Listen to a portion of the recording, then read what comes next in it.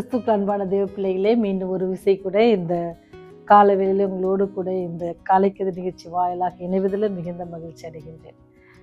இந்த நாள் நமக்கு வருகிற வாக்கு தத்துவம் எங்கிருந்து அப்படின்னு சொன்னா, யோவான் எழுதின சுவிசேஷம் 11ஆம் அதிகாரம் 40வது வசனம். இயேசு அவளை நோக்கி, நீ விசுவாசித்தால் தேவனுடைய மகிமையை காண்பாய் என்று நான் உனக்கு சொல்லவில்லையா அப்படின்ட்டு சொல்லுவாங்க. கடந்த சில நாட்களாக நம்ம விசுவாசம், கிரியைகள் இதெல்லாம் குறித்து படிச்சிருக்கோம் இல்லையா? அதனால் இந்த மாதம் முடியும் பொழுதும் அதோடு முடிக்கலாம் அப்படின்னு சொல்லி ஒரு ஆசை. ஆண்டவர் பார்த்தீங்கன்னு சொன்னால் ரொம்ப அழகாக என்ன சொல்கிறாங்கன்னு சொன்னால், விசுவாசித்தால் தேவனுடைய மகிமையை காண்பார்.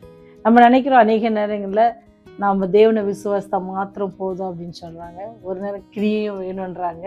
இது என்னடா, ஆண்டவரே சொல்லியிருக்காரு விசுவாசத்தால் தேவனுடைய மகிமையை காண்பாய் அப்படின்னு சொல்லி நீங்கள் எல்லாருக்கும் தெரிஞ்ச ஒரு கதை தான். ஆண்டவர் அதிகமாக நேசித்த ஒரு குடும்பத்தில் 2 சகோதரிகள், ஒரு சகோதரன் இருக்கிறான்.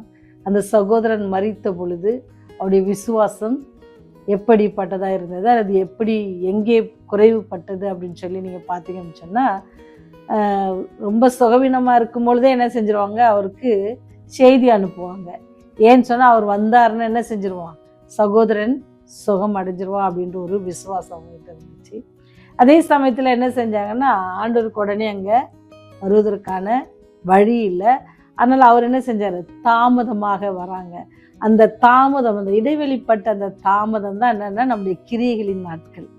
அவர் பின்னாடி வந்தாலும் அவரால் என்ன செய்ய முடியும், உயிரோடு எழுப்ப முடியுன்ற ஒரு கிரியை அவங்கக்கிட்ட இல்லை.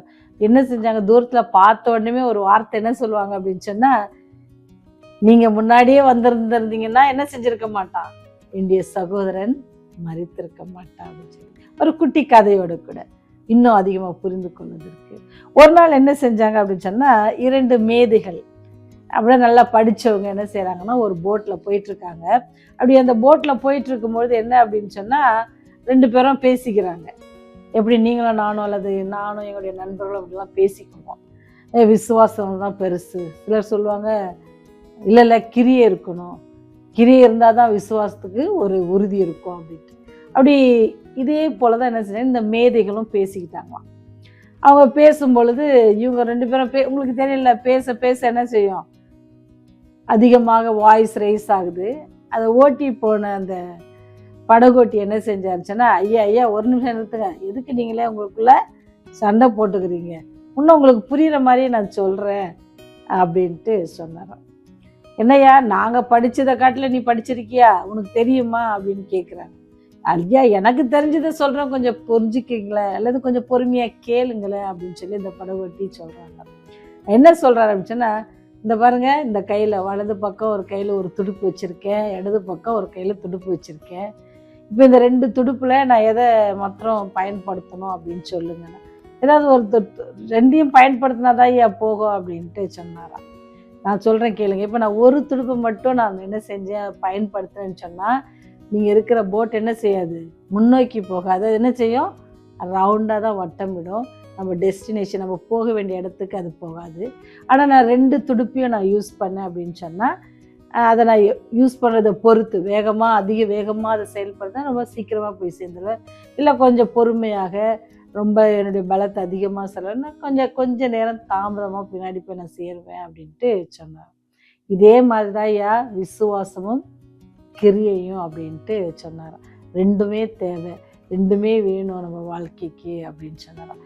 ஏன் அப்படின்ற கதையோடு கூடன்னா, அந்த சகோதரிகள் ஆண்டவர்கிட்ட சொல்லுவாங்கல்ல, விசுவாசத்தோடு இருந்தாங்க. விசுவாசத்தினால தான் என்ன செஞ்சாங்க, முன்னாடியே என்ன செய்கிறாங்க, ஆண்டவருக்கு நியூஸ் அனுப்புகிறாங்க. ஆனால் என்ன செஞ்சாங்க, ஆண்டவரோட தாமதம் ஆகும்போது சோர்ந்து போய் என்ன செஞ்சீங்க, முன்னாடியே வந்திருந்தீங்கன்னா என் சகோதரன். அதே சமயத்தில் அது ஆண்டவரோட அவங்கள கல்லறைகிட்ட கூப்பிட்டு போவாங்க. கல்லறைகிட்ட கூப்பிட்டு போகும்பொழுது என்ன செய்வாங்க, வேண்டாம் திறக்காதீங்க, 4 நாள் ஆயிடுச்சு நாரும் அப்படின்னு சொன்னாங்க. அப்போ நம்மளுடைய கிரிகள் எப்படி இருக்குது, விசுவாசிக்கிறோம், அவரால் எல்லாம் முடியும்னு விசுவாசிக்கிறோம். ஆனால் இந்த மாதம் நம்ம தொடக்கும் போது எப்படி தொடங்கணும், ஆண்டவரே எப்படியாவது இந்த மாதம் எங்களுக்கு நல்லபடியாக நடக்கணும், எல்லா காரியங்களும் நாங்கள் நிறைய காரியங்கள் திட்டம் வச்சுருந்துருப்பீங்கள்ல, உங்கள் பிளான்ஸ் எல்லாம் தெரியல, நீங்கள் என்னெல்லாம் ஆண்டவர் உங்களுக்கு நிறைவேற்றி கொடுத்துருக்காங்கன்னு தெரியல. ஆனால் ஒரே ஒரு நம்பிக்கை தான், என்னது, அவரால் எல்லாம் கூடும். அவரால் எல்லாம் முடியும். இதெல்லாம் நமக்கு நன்மையாக இருக்குமோ அதெல்லாம் கண்டிப்பாக அவர் நமக்கு தந்திருப்பார். ஒருவர் அநேகர் நீங்கள் என்ன செஞ்சுருப்பீங்க, அதை பயனடைஞ்சிருப்பீங்கன்னு நினைக்கிறேன்.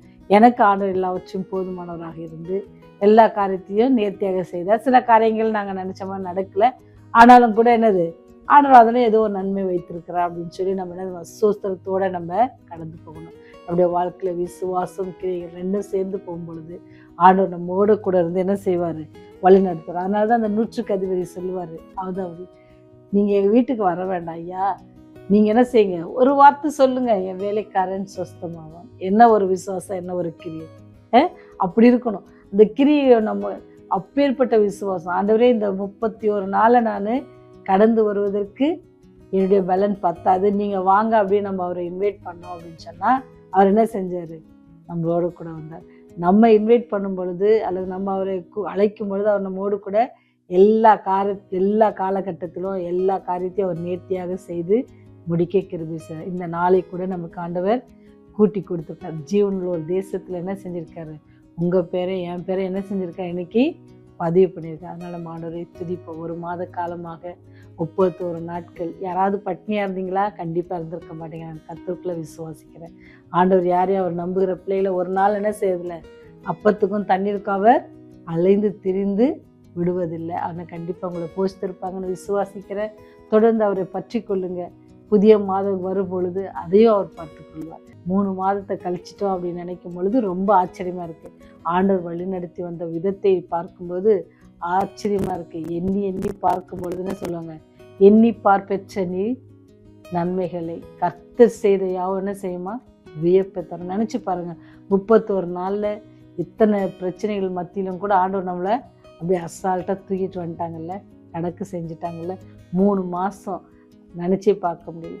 அப்பேற்பட்ட வல்லமுள்ள தேவனை நீங்கள் நானும் ஆராதிக்கிறோம். அவருக்கு நன்றியோடு இந்த நாளை தொடங்குவோம், அவருக்கு நன்றி செலுத்துவோம்.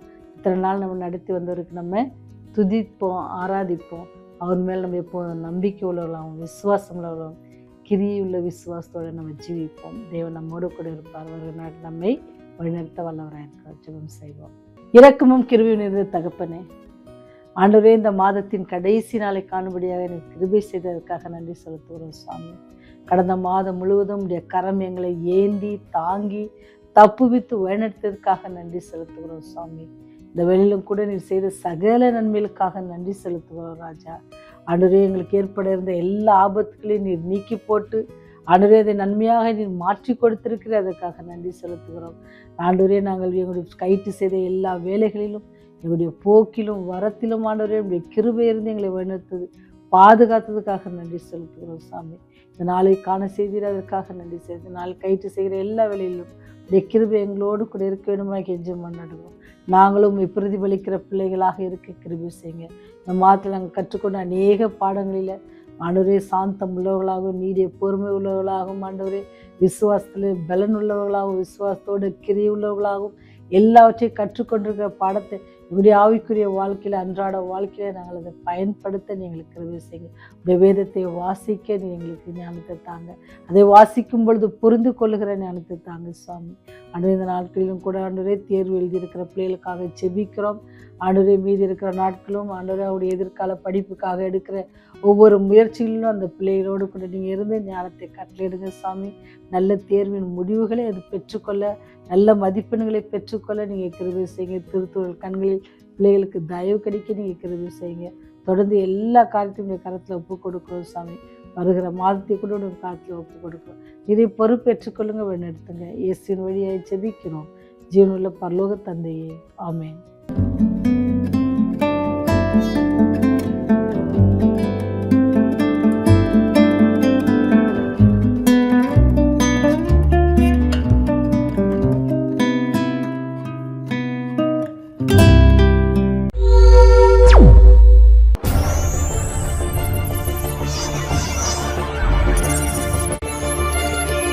நீங்கள் பார்த்துக் கொண்டிருப்பது உங்கள் ரேவதி.